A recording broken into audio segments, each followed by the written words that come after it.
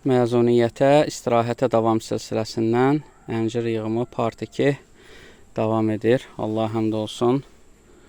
Əncir yığırıq və əncirin faydası saymaqla bitməz, tükənməz. Bilirsiniz ki, cənnət meyvələrindən sayılır və burada həmçinin Dad Organikin möhtəşəm arıları sizlər üçün əncirdən nektar toplayır. Biz də çalışırıq onlara zərər vermədən işimizi davam etdirək.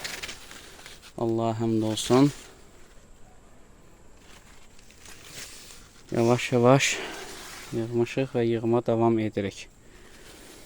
Çox möhtəşəm, gözəl bir dadı var əncirimizin. Həqiqətən.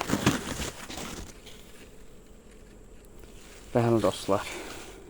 Bismillah.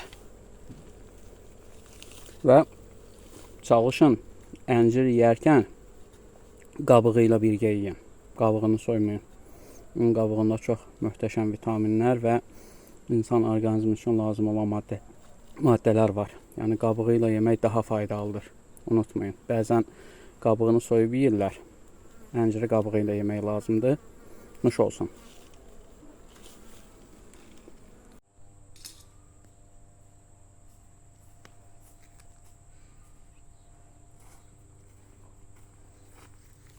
Əziz və dəyərli dostlar, siz ənciri necə yeyirsiniz? Qabıqlı yoxsa qabıqsız?